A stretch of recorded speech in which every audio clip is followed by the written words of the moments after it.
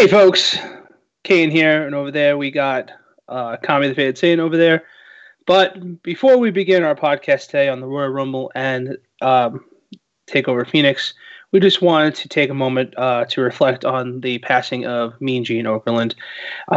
It's always sad that we have to take our moment out of our entertaining side of what we like to do for intros to speak about somebody who passes, but we feel like this is the best time to really talk about it so we can get the emotions of what is going on through us from them in the best way and the most reflecting light without going into character. And I feel we do this most and best right here before we start. And I have to say, he is probably the most OG ringside backstage interviewer that could ever exist. I mean, there was never a dull moment with Mean Gene. And whether it be with Hulk Hogan or another manager that's trying to get in his way of interviewing, or just other greats like Ted DiBiase, there was always chemistry. And it was great to see that kind of chemistry. And it's kind of lost in many ways to today's interviewers. He did make the stepping stones that did make great interviewers exist after him too. And it's just super terrible to even talk about how we lost a great treasure, an asset to the founding fathers of how the WWF really went to fruition. And I'm going to miss him because he was probably one of the most profound, and you could pick up his voice and you knew exactly who he was. He had a legendary career in all of the wrestling industry, not just the WWE. And I really hope that while he's up there, he is still poking fun of Randy Savage and doing all he possibly can to toe the line with all those crazy legends that are up there right now in heaven. And Mean Gene, I really hope that you found peace. Yeah, I mean, I will remember him from his AWA days, even before the WWE. Just, I mean, you can pretty much, any major star from the 80s, you can trace back to Mean Gene's ability not just to be a great interviewer, but also just to be able to get somebody over, to ask the right questions. If somebody was going off like some of the wrestlers, Savage, Warrior, might, he could bring them back, know the right questions to ask. And really, it's just a terrible loss for the wrestling community. And we wish you and we wish your family all the best. And but as they say in showbiz, the show must go on. Mm-hmm. And with that, folks, my name is Kane Super What Snooker. This is Kami the Faded Saint, and this is Off the Ropes.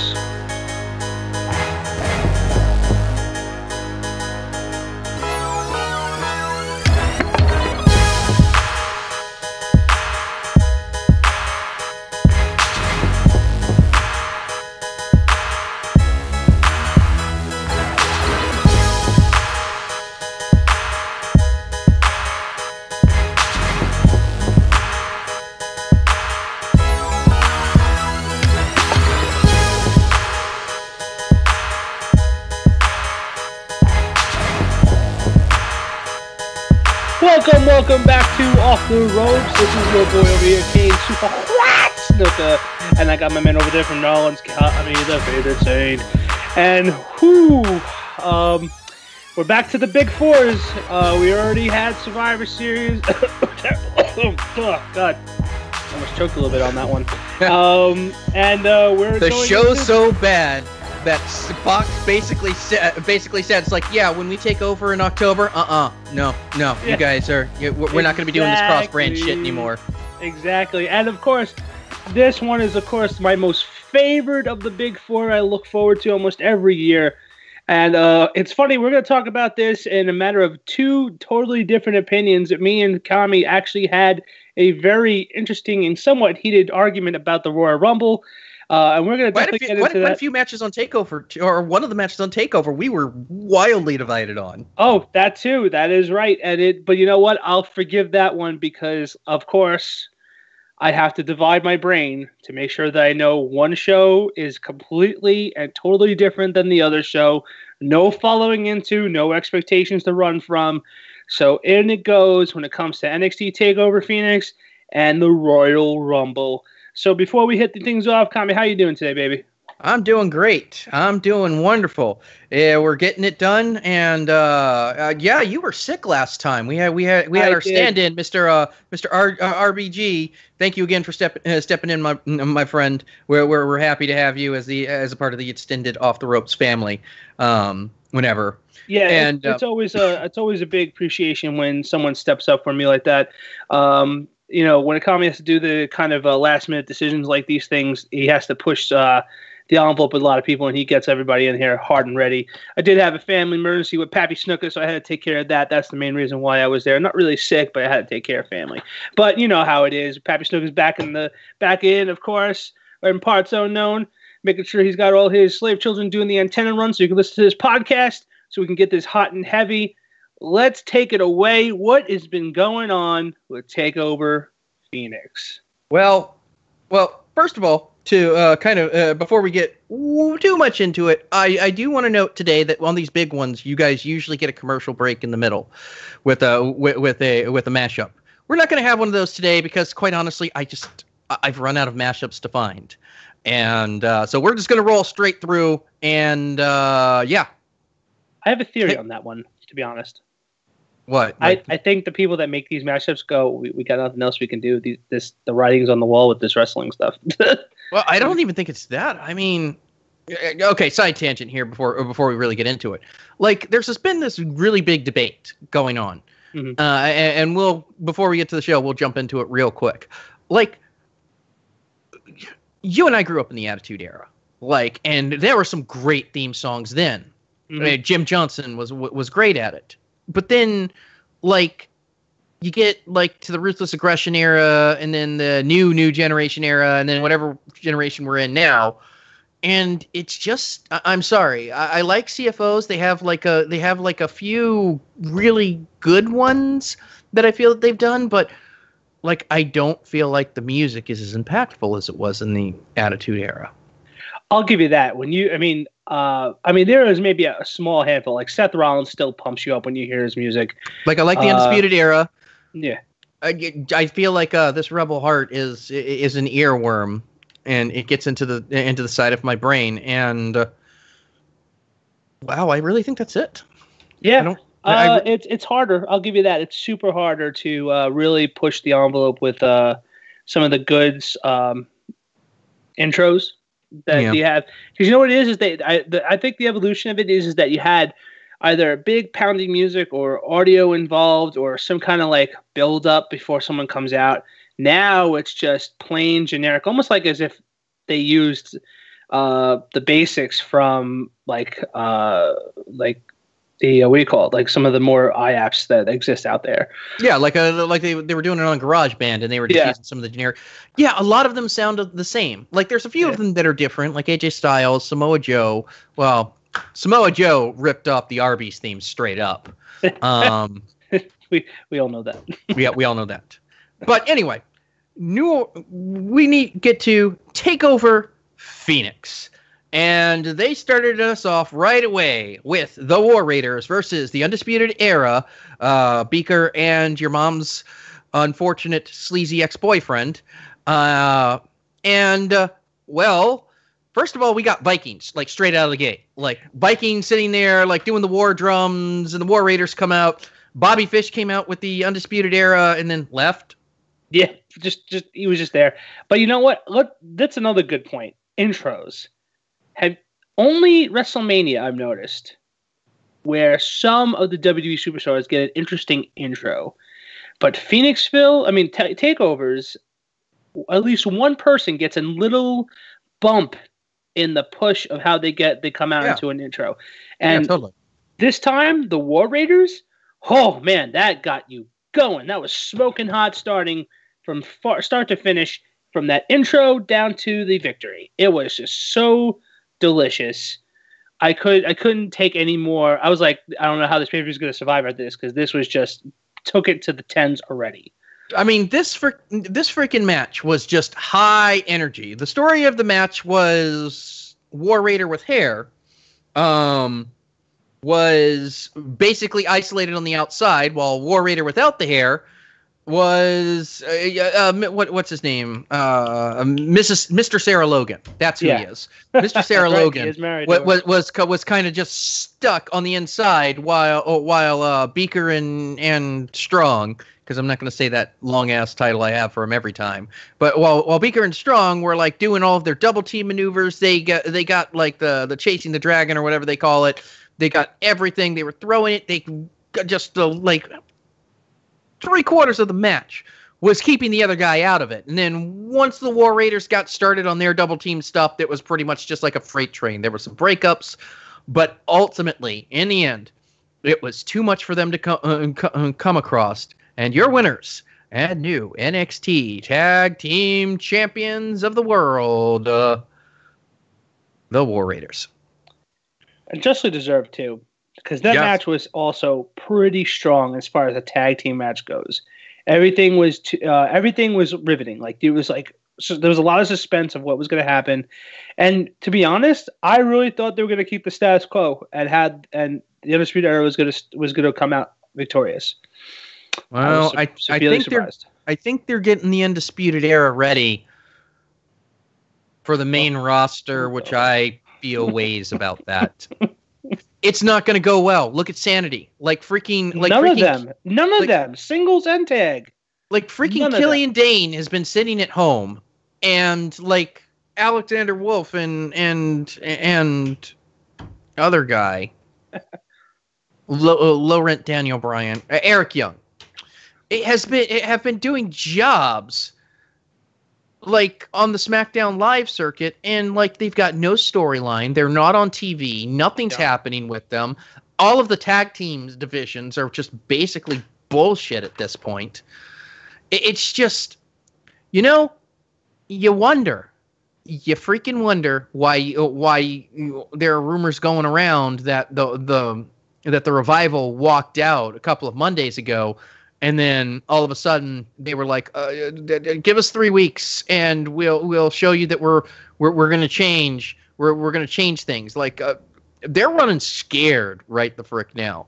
Like Randy Orton apparently has very openly said that he wants to that he would be open to talks with All Elite Wrestling. Oh yeah, AEW is on the coattails, biting on the ankles of Vince McMahon right now. Like. They're being smart about it. They're saying straight up, it's like, look, we're only interested in a few people. We're not trying to get ahead of ourselves. Yeah, but we're not trying to build another WCW payload situation. Yeah, exactly. But I mean, it's just yikes. Totally.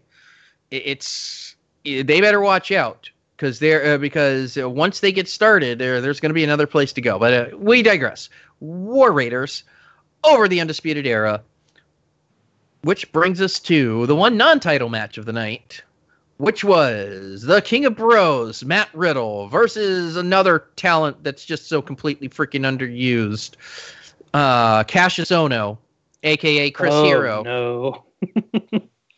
Like, this is a great match. This was a really good match. I really liked the ending. You weren't so into this match, but I liked the ending where Riddle just, like, beat the crap out of him until he tapped out. To be honest though, it's just overplayed. There was like nothing changed between all three scenarios that they had with each other. It was the same song and dance. I thought that this one was going to be more impactful on the fact that this is the rubber. This is pretty much, even though he won all of them, this is more like the rubber match in my mind, where they have to show more oomph because this is going to make a difference. Like, I don't know what they were trying to accomplish here. Like, it was a fun match. I enjoyed it. I enjoyed it better than the one from last TakeOver, which was 6 seconds. Because that wasn't even a match. It was just, hey, we're here. We're fun. Let's do this. And then boom. Done. Yeah, it was a match, and then they called the match off, and then they did the match again, and it was 6. You know what? We're talking... anyway. I purposely think that they did that to die it down because that last match was tens. So it's probably just to get the next match, just die down a little bit so they can ramp it up again for the next match. Maybe. Regardless of the fact, there really wasn't much to report here. It was Hero took advantage of the fact that Riddle doesn't wear boots, like stomped on his feet, like actually bit one of his toes at one point. Yeah. Like a lot of hard hittings, but in the end it was Riddle just beating the ever loving crap out of him until he tapped out. Like not even a submission hold. That is super true. But you know what? I think that I seriously do think, because the next match was just crazy. Yeah, the match of the night. So I believe this was a strategic move to not go too much into this match, though I wish they did, because if they kept the high ramp up continuing, then it wouldn't have exploded like it did for this match coming up. Yeah, that's true. And of course, the match we're talking about was, in my opinion, the match of the night, probably the match of the weekend. Your friend and mine, Johnny Gargano, versus the one and only King Ricochet. And great match. Just great match all around. I did not think they were going to give it to Johnny. I really did not. No, you're right. I didn't expect the title change, which is what did happen here, folks. But all of the stunts that they were doing, as if there was like symmetry. They knew what to do. They knew how to work with each other. It was just unbelievable. I mean, these guys worked together a lot on the Indies before Gargano came up. But I mean, it shows the camaraderie that it is. You know, I mean, like if AEW is gonna be a strategic move instead of a push like WCW did, their real competitors need to be NXT, not the mainstream WWE. We're gonna call that the paycheck wrestling channel. We're gonna call that New Turner Wrestling. Because literally, whoever goes to WWE is only there for two reasons.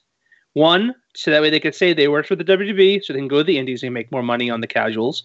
Mm-hmm. And two, to grab money, because if they get a name going on in the indies or in ROH or in New Japan, they have a better offer options on the table for their contracts.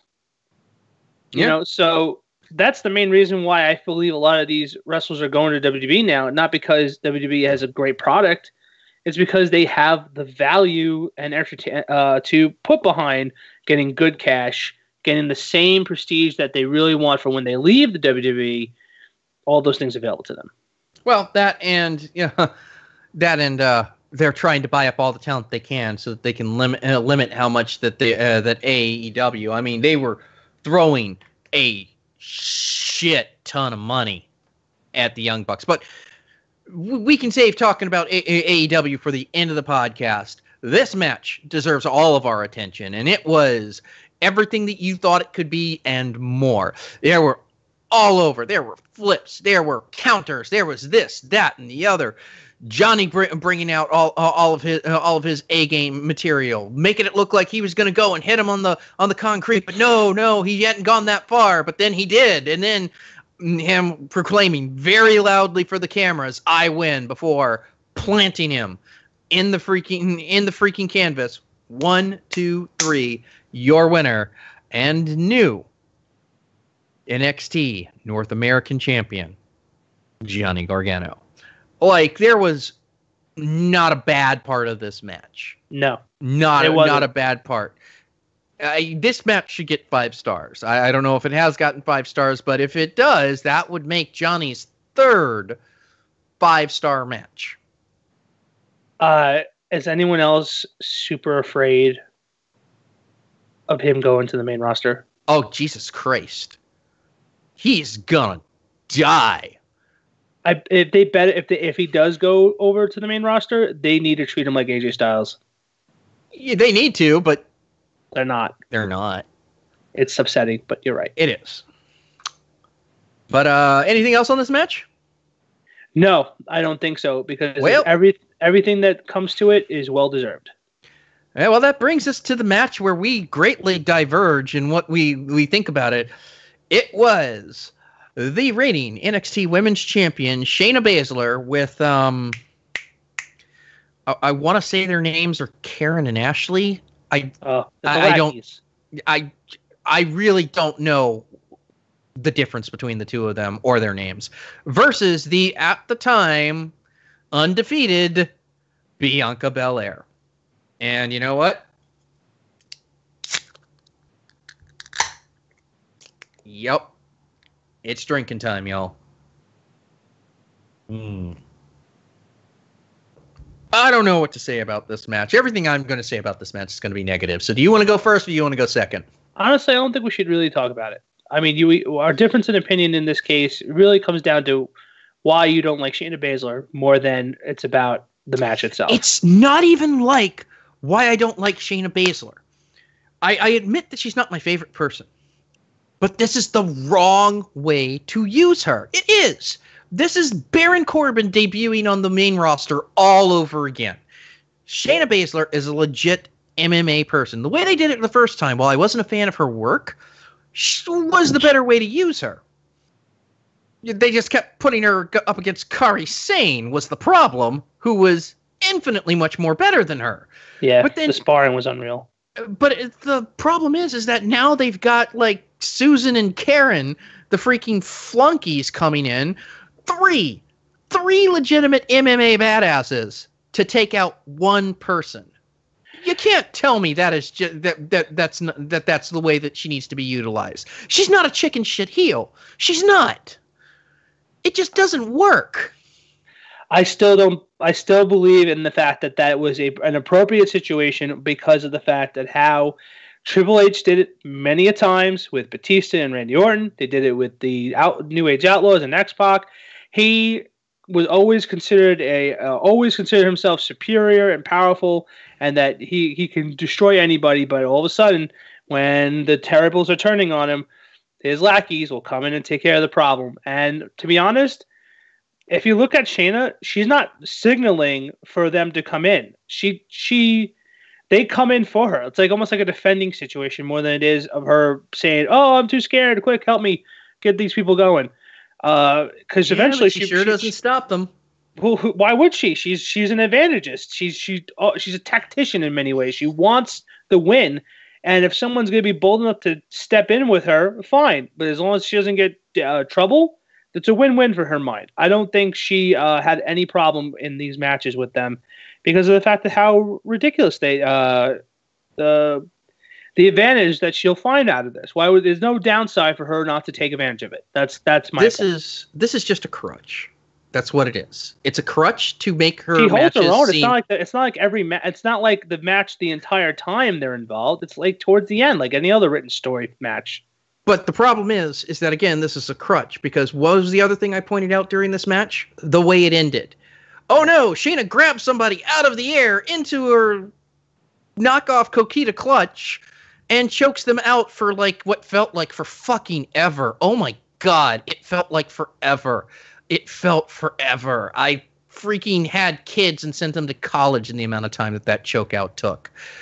And it's meant to make her matches seem more exciting, I guess, but it doesn't work because it doesn't fit her character. I don't know if they're doing this because she can't have anything but that match, which if that's the case, oh my God, they need to just pull the trigger on the 4 Horsewomen versus the 4 Horsewomen and just be done with it so they can do something else with her and put her somewhere else. I was not a fan of this match. You were a fan of this match. I wasn't a fan. Like I wasn't squealing over it. I'm not saying that you were. I didn't find your point valuable, and I had to give my opinion on it. That's why. I think this is a misuse of her, or if it's not a misuse of her, if this is actually because she can't have a better match than that match, then we're talking about whole different problems there. Regardless, if you've seen one Shayna Baszler match, you've seen them all. Your winner, I'll give you that. And still NXT Women's Champion, Shayna Baszler and Karen and Ashley, I guess. Because I will agree with you on one thing. She is a very repetitive matchmaker. Yeah. And doesn't change. She does not change the paradigm of how she does her matches at all. She really relies on the hell out of every match. Yeah, and not in that good way. And we'll talk about some Brock Lesnar stuff later, but we have the main event to get to, which was your and my NXT World Heavyweight Champion, accompanied by Goldie, Tommaso Ciampa, versus Mr. Selena Vega, the man who's never come across a ho-ho he hasn't liked, Aleister Black. That's mean of me. Of me. He is a very good wrestler. I don't know. He is a very, very good wrestler. He really is. And I give him shit because he's like short and looks like he's never met a cheeseburger he didn't like. Regardless. Stouty, they call it. I've never met a cheeseburger that I didn't like either. So I don't have a whole lot to say that. He could kick my ass 9 times out of 10, and flip you upside the table. And flip me outside the table and probably kick my head off while he's at it. Exactly. And for everything that Johnny Gargano and Ricochet was with like high-flying technical expertise, this was in pure brutality. There was a lot going on here, a lot of mind games. There was this thing where Ciampa did the Aleister Black sit down, and so then Aleister Black did the Aleister Black sit down in front of him, and then Ciampa just kicked him in the face, and just back and forth. Aleister refusing to go down, being the tougher of the two. It was back and forth. There were a couple of times I thought they were going to give it to Aleister, but 3 fairy tale endings later, and your winner, and still NXT champion forever, ever, and ever, Tommaso Ciampa. I'll take that though. No, and I'm really kind of perversely interested to see what they're doing with like heel DIY, because like at the end of the night he comes out and they're about to go and everyone's like, and this is where Johnny comes to attack him. And then Johnny comes out, and everyone's like, oh! And then they just kind of hold up. They come a bromance. It's unreal. But, I mean, it was interesting. As you pointed out, it's like sitting there, it's like, Ciampa seemed like it's like, yeah, we're back together, while Johnny just seemed like he was, nope, tonight's my night. Mm-hmm. Like, Ciampa seemed more into the two of them being on stage together than them. It was an outstanding match. It was a great way to end it. Big time. I really think both of these guys are ready for the main roster, except the main roster will chew them up and spit them out. But that backstage politics at its best. Yeah. But that was Takeover Pheonix. I said I would give this an A. I feel like it deserves an A. I'm on board with you. Takeover Pheonix was a beautiful, well-designed game. Every match was still there, no matter how ups and downs, no matter what we feel indifferent about certain matches. It still was. It wasn't detrimental at any point. Yeah, I thought it was good. It was great. It was a great way to have a good Saturday night of wrestling. Totally, I agree 100%. And with that said, like I said, we've got no break, so we're rolling straight into the Royal Rumble. Well, before we get into that, we do have a setup that happened thanks to NXT TakeOver for Super Bowl Sunday, and that was the something. Oh yeah, they did a little thing after that where they did the halftime heat. I watched that match. That was actually a pretty damn good match. Yeah, but I don't think it was called halftime heat because that was. Yes, it was. It was. Yeah. They said they were billing it as the return of halftime heat. So after the cameras went off, like Ricochet came out and was just, or not Ricochet, Velveteen Dream, who wasn't on the card and was in the crowd though, came out and started talking shit to Gargano and Ciampa. And then Adam Cole, because why not, came out and was like, hey, don't talk to them that way. And then Ricochet comes out and he's like, hey, I want to yell at people too. And Aleister Black comes in and he's like, I am concussed. What's happening? And then they get into a fight on the stage. And then pretty much that is exactly what happened. And then that led to a 6-man tag that was halftime heat. It was won by the face team because, the Super Bowl couldn't be, satisfactory, so we might as well get a satisfactory ending to a match and let the good guys win. But yeah, that was pretty good. Did you check out halftime heat? It was pretty. To be honest, I was so. February 3rd was Super Bowl Sunday. It was my wife's birthday, so we didn't do anything involving anything when it comes to any of that stuff. We didn't even watch the Super Bowl because we're not into that as much as everyone else is. So I took her out for her birthday. That's good. Totally awesome. But then we get to the Royal Rumble. Now, for those of you before you get to us, hey, wasn't there a tag team match with like Gable and Rude and like. For some reason, Scott Dawson and Akam or Razor or whichever one that was, and they had a match to see something. Yeah, you know what? They didn't announce it. Nope. It was stupid. It was. And that's all we're going to say about it. We're going to go. It was one of those. It was one of those. I call them Dusty miswrites. Yeah, it's like I have no idea what the fuck. Where he was like how Dusty Rhodes will sometimes spit out. We'll have a match between this guy who is 7'5" and a midget, and we're gonna make the midget run around him in circles until he kicks him in the face, and that's it, game over, baby. And that's I feel like that's a Dusty miswrite. Like it was just it was just the other two are injured. Let's make them together and have a little spit take on this. Meanwhile, going right to an announced match, we had the United States champion Rusev versus Shinsuke Nakamura in a rematch. This match existed to set up for the Women's Royal Rumble later. That's it. The upshot to this match, or the basic long story short of this match, is that it ended when Rusev ran into Lana, knocked her off the apron, and she messed up her leg. While he was checking on Lana, Shinsuke got the Kinshasa on the back of Rusev's head, pinned him. Your new United States champion, Shinsuke Nakamura, and Lana was like doing some heavy selling on her leg. Now, I do want to point out something that I came to remember, or somebody pointed out to me. Every SmackDown title was defended at the Royal Rumble. Always. The Raw Tag Team Champions competed, but did not defend. The Intercontinental Champion was not defended. You guys keep telling me that the Universal Championship was defended. I don't necessarily believe that, and we'll talk about that later.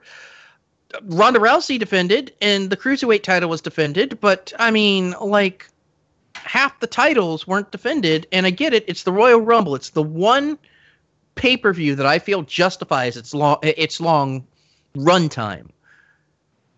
But fucking seriously, Raw, you keep hitting all-time lows, and you're gonna sit there. You want us to sit there and talk about your clown shoes titles, and you're the best. And I cannot wait until Fox takes over SmackDown Live, and SmackDown doesn't have to put up with your bullshit anymore, and it gets its own writers and shit. Because then we're gonna see. Anyway, Nakamura over Rusev, which brings us to one of the few Raw titles. I don't even think you can call it a Raw title at this point. That was defended. The Cruiserweight Championship. It was Buddy Murphy, Kalisto, Akira Tozawa, and in his last pay-per-view match with the WWE, Hideo Itami, Buddy Murphy won. Yeah, that sucks when you know a little bit of backstage politics. I'm sorry. Raymond Stereo Jr., not Kalisto. Mm-hmm. Like I said, backstage politics kind of ruins things. And we knew Hideo Itami wanted to leave. I feel bad for him because really, he kept getting injured and he was on the shelf for so long. He's going to have a ton of places to go. Because, well, Hideo Itami would never lit the world on fire. Kenta, on the other hand, is marketability. You know New Japan Pro is going to try and give him that dollar. You know that AEW is going to sit there and it's like, hey, Hideo, hey, Kenta, why don't you come over here? We're going to get Kenny Omega. We're going to get the villain, Marty Scurll. We're going to get some people. Why don't you just come on over here? We got health insurance. But, yeah. I mean, it was a great match. Ultimately, no one... I mean, this was just thrown together just so that they could get the cruiserweights in there. That's pretty much it. I agree with you there. I feel like 205 Live has been losing a little bit of steam. I commend them for going with the champion and sticking with it for a while, for not doing the things. But as much as I like Buddy Murphy and such, he needs like a good feud. And we know it's not going to be Mustafa Ali like re-challenging because Mustafa Ali is officially SmackDown permanent. Apparently, Drew Gulak has had a permanent switch over to NXT too, which I couldn't be happier for that dude. He's pretty cool, and I just hope that leads to better things for him. I agree.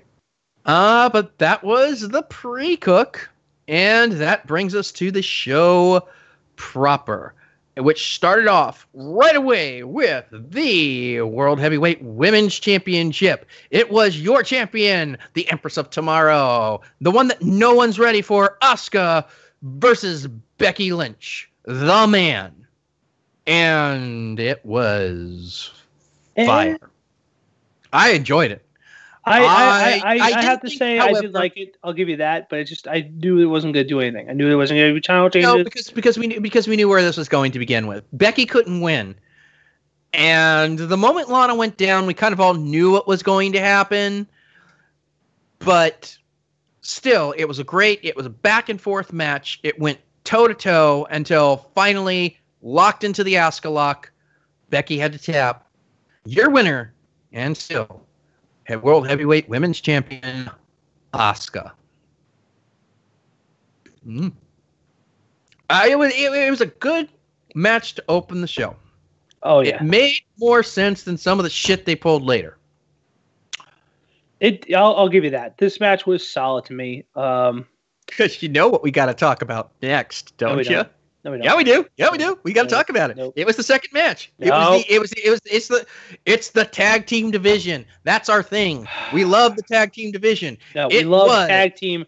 We love tag team partners, not two fucking schmoes that want to become buddies in a buddy cop movie. At one point, Sheamus and Cesaro were the buddies in a buddy cop movie before they became the Bar. No, they were. No, they were absolutely. They were. By the way, I don't care. One of them is not the defending champions in this match against Shane McMahon and Miz. McMiz, I guess, is what they're being called at this point.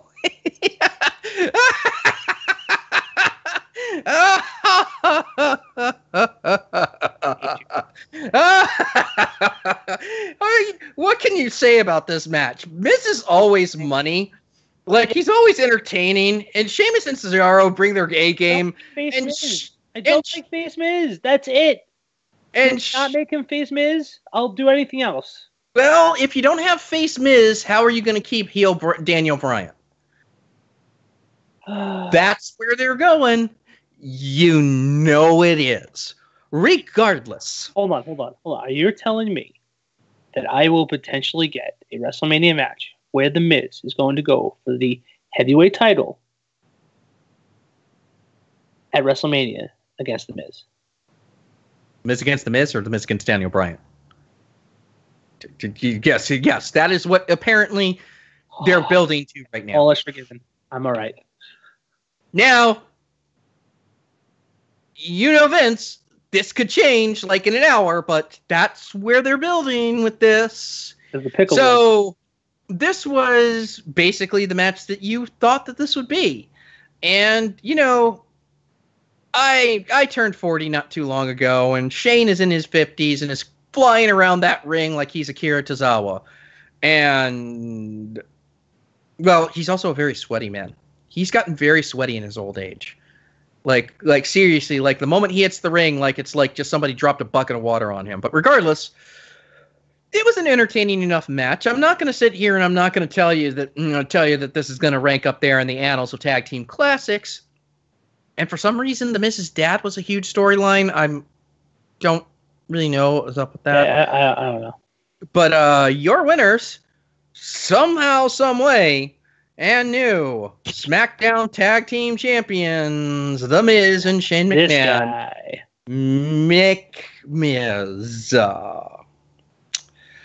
And then we get to the Universal Women's Championship. It was Roddy Rousey versus Sasha Banks, the legit boss. And Ronda injured Sasha.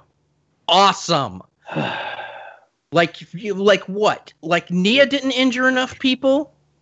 So you got to start injuring people now? Like fucking seriously? Yeah. It has been proven.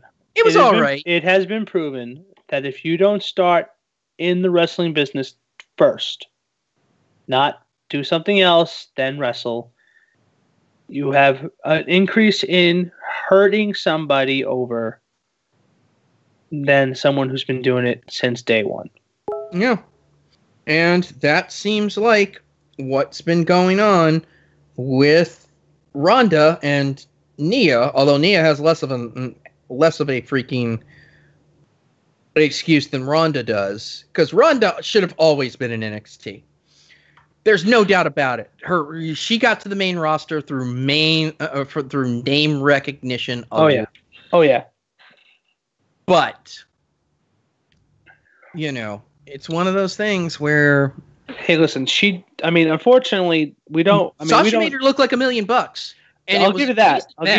But I think the big money discussion is the fact that Ronda draws, and that's why she does. She right up. Like you can say what you want about her wrestling skills. She draws. People see that name, and you're casual and maybe not so casual non-wrestling fan will say, "Oh, that looks interesting. Yeah, I'll spend $10 this month to see Ronda be a wrestler."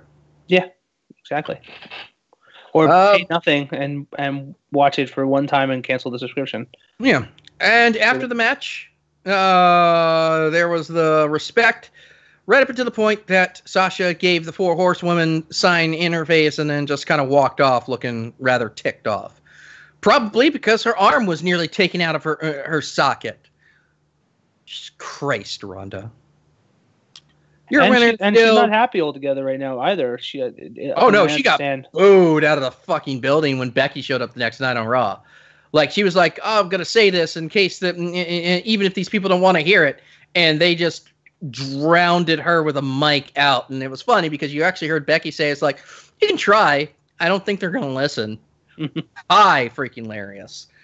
Like, I hope to God that they're not doing this thing, because apparently the word on the street is they're going to try and angle. They're trying to, right now, everything that they're doing is they're trying to float Becky versus Stephanie instead of Becky versus Ronda. Yeah, that right there. That face that you're making right there is basically what everyone's like, no, sir. No, that is not what we want. I mean, I get the logic behind it if you think about it. If they hurt her, they hurt Becky Lynch, the women's division is going to have a severe handicap because Sasha's probably going to be gone for a bit to take care of what she's doing because she's not getting cleared. Bad enough, she already ruined what was probably going to be the first ever women's tag team champions, which would have been Sasha and Bayley. Now it's going to be like the Iconics or something. I hope not. Oh my God, I will kick you in the fucking teeth if you say that again. I will go to New Orleans. What's wrong with the Iconics? In the fucking teeth. Like, I swear. No. Okay, hold up. Because we got to get to the Women's Royal Rumble next. But no, seriously, what's wrong with the Iconics? I like them well enough, but they're stuck in the same purgatory that half the women's roster is. They don't have a chance to shine or to look good or to be good because the women's division revolves around Ronda Rousey, Sasha Banks, Charlotte, Becky, sometimes Naomi, Nia, Alexa, and maybe Bayley sometimes. And that's it. Everyone else is just fucking fodder. Even Asuka up until this win, quite honestly out of nowhere, was like just fodder for the fire. But I've got no problem with the Iconics. I like them, and I think that a tag team division is tailor-made for them. But it's one of those things where the inaugural women's tag team champion. I could see it. Yeah, they gave it to Rhino and freaking what's it called? I don't think that was worth it either. Who do you give it to? You give it to Nia and Tamina? I would like it to be Becky and Sasha. Because Bayley and Sasha. Bayley and Sasha. Let's face it. Charlotte usurped all the 4 horsewomen and got practically everything fitted for her. Then Sasha got a little rise out of that, but then got discarded to the sides. Becky's got this insane push going for her right now. Becky's done that. Bayley, unfortunately, has been stuck in purgatory too. And so does Sasha in this political bullshit game. So give them the V. Give them a moment to be the first ever women's tag team champions. Ideally, the end of WrestleMania. When the ideal end of WrestleMania, the end of this season, ends with Becky beating Ronda and Charlotte, Sasha, and Bayley all come out like via Eddie Guerrero and Chris Benoit at WrestleMania 20. All of them, the 4 of them together, holding up their belts with the confetti and all of that. That is ideally my end to WrestleMania. Yeah. That is the happy ever especially after. Especially if they make the Becky Ronda match the last match. Which they should. Yeah. There's no other match worth putting on about it. I guess WrestleMania will end early if they have as Brock versus Seth. You keep saying Brock like he's actually an active member of the roster. Anyway, we've put enough time into this. Let's talk about the Women's Royal Rumble. And, there was a notable trend that we noticed started with the Royal Rumbles, both of them this year, and it started here.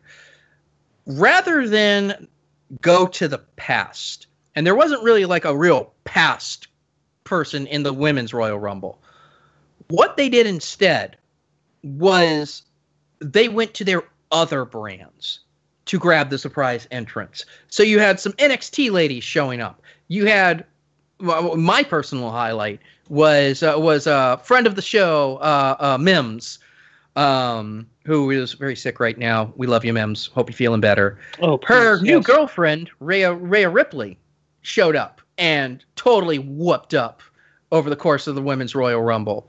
Nia Jax was in there. Bayley was in there. Sasha was in there for a while. And then came the inevitable turn that we knew was coming. Lana was number 29, and she was sporting a pretty heavy boot, and she was just kind of limping there. Took her so long to limp, she actually collapsed at some point.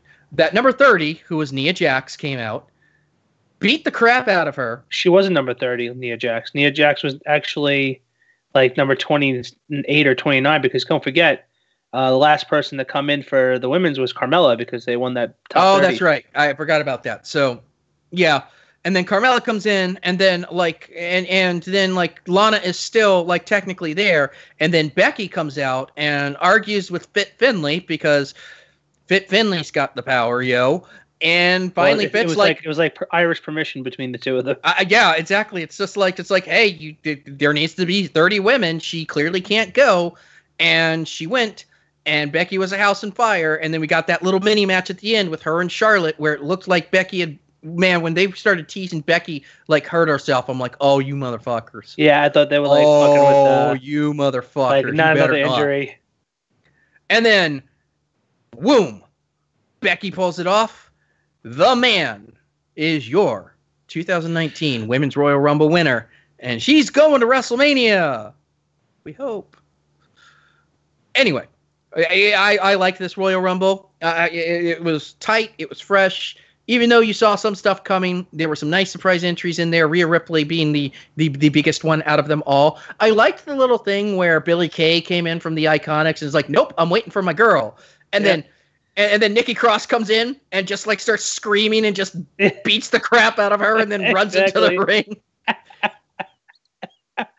Oh, that was so good. Best. That was hilarious. I just had Nikki Cross. And then they had Naomi, and then who was that other chick from NXT doing the Kofi Kingston? Oh, that's a good question. She's really new. She's like the one that was on Ninja Warrior. Regardless of the fact, yes, that one, the tiny one. Oh my god. Yeah, Ricochet's girlfriend. Yeah. Oh, that is Ricochet's girl? I think so. I hope so. Anyway. But regardless of the fact, that brings us to a match that the two of us were divided on, for much the same reason we were divided on the other match, but in reverse. And that is the new Daniel Bryan, your WWE World Heavyweight Champion, versus the most phenomenal hair in the industry, AJ Styles. And I liked this match. I can get behind it, because it was, but this is where you and I slightly disagreed, and that was that I felt it was just a same old story for two very good wrestlers. It was like the Ono and Riddle match to me. Well, it was different in one respect, in that for some reason that I mean I can dig it, but I'm still kind of. Why about it is that Eric Rowan, of all fucking people, show up like we're watching this together at the same time, and we both was like, Rowan? Yeah, actually, literally the same way too. ORWAN question mark. Literally 5 seconds apart from each other. Yeah, it was just like we were just like, what? And then he comes in and he does like the Iron Claw choke slam on AJ, and then Daniel picks up the win, and we're just like, and I'm like, okay, all right, yeah, and you're like, no. Yeah, I was pissed. Yeah, now that you've got a little bit of time for it, a generic repeat of a match from like the last 3 they did, and then all of a sudden they add this weird ending with Rowan, and then like what rushed to my head immediately too was, did they just kill the Bludgeon Brothers? Like, maybe? I don't know. Like, that was a really good tag team, and they fucking throw it to the wolves. I don't know. I have no idea. There's still some rumors out there that both Harper and Wyatt are going to come back, only now they're going to be following Bryant. Oh, God. As some kind of a new vegan, hippie, heel commune monster thing. Like another what do you call it, society? Straight edge society. Yeah, I guess that would kind of be, I could see that. Yeah, I could get behind that, totally.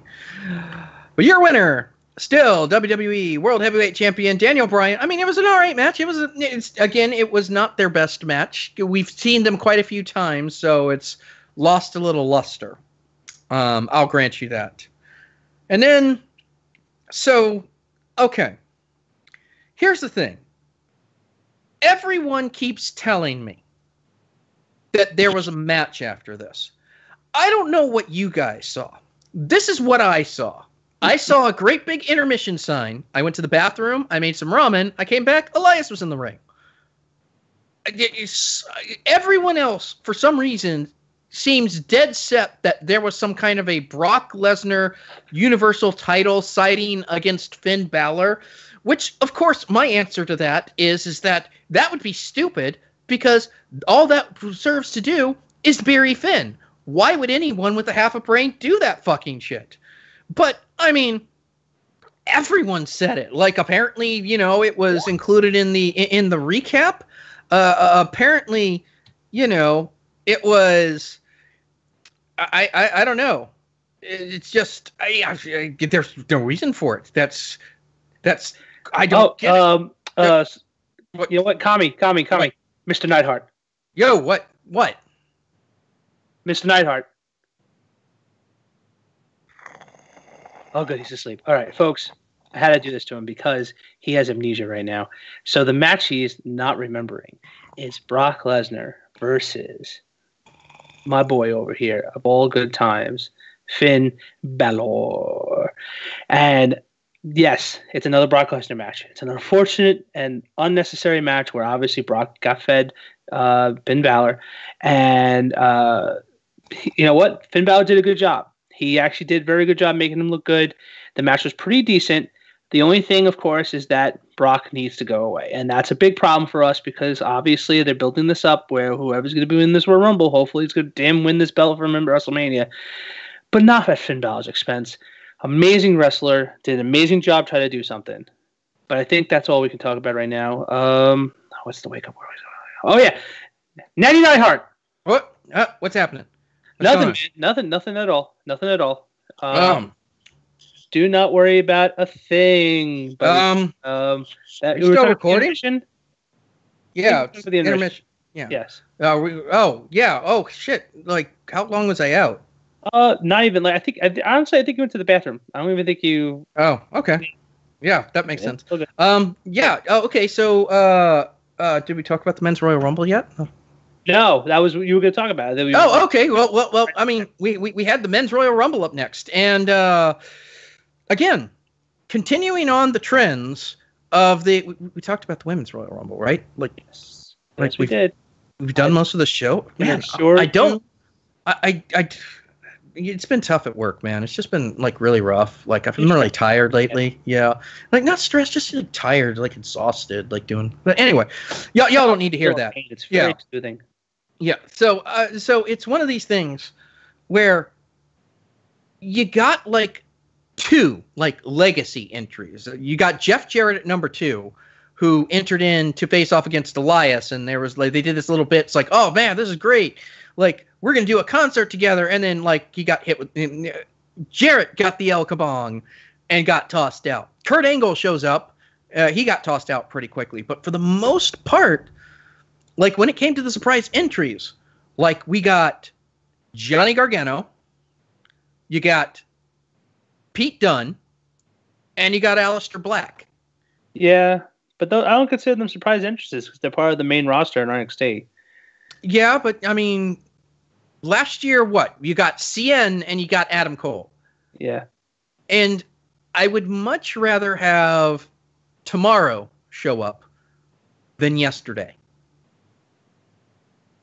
At least at this point. Okay. And Johnny got a great pop. Pete got a huge pop. So did Aleister. Everyone, like, that was good. Oh, that was another one. Oh, that was one of the other ones from the Women's Royal Rumble. Candice LeRae, Mrs. Johnny Gargano, was in the Women's Royal Rumble. Yeah, she was in that. Yes, that's right. Yeah, totally. But, I mean, it's one of these things where, it's a battle royal. There's only so much we can actually, like, recap here. And, I mean, the Royal Rumble concept makes it exciting, but really, go watch it for yourself. It's pretty awesome. It got weird towards the end. When that's usually nothing really exciting happens in the middle of the Rumble except for who gets knocked out from what. And of course the Kofi Kingston moment where they do something. Interesting fact, the New Day, their outfits, each one of them in their design had how Kofi Kingston has saved himself in the Royal Rumble in the last 3 years. Yeah. Yeah, they did. Each of their outfits had something like that. That was pretty funny. However, to go into detail of some of these things, some of the people that got knocked out was just typical. But interesting enough, the ending definitely changed the paradigm of how the Royal Rumble was pretty much set right after that too. Because of course we all I used to love to call him K-Quick, but R-Truth, number 30, comes out and boom.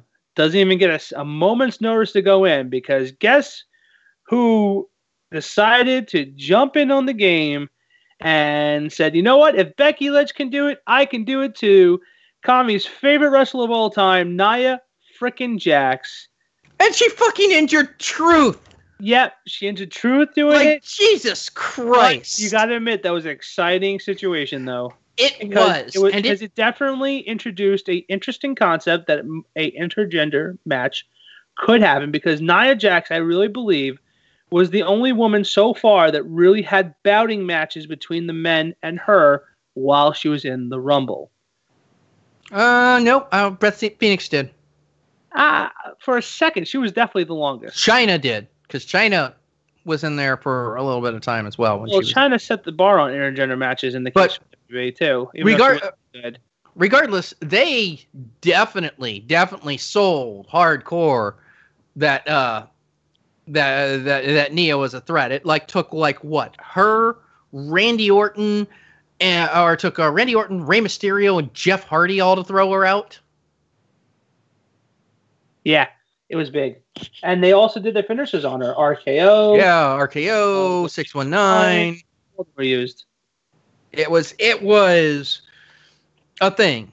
But in the end, there can only be one winner. And after muscling Braun Strowman and doing a whole bunch of fancy do-to-do, your winner, the Kingslayer, Seth Rollins. Who's injured? What? He's fucking injured his leg. Oh, no! How did that happen? And that was... How did it happen? At Raw the next night? I don't know. It happened somewhere, but I know he's injured, and they've taken him off the House so circuits, and they're not announcing him for the entire month. But that was your Royal Rumble. They have to shrink him in bubble wrap. Apparent.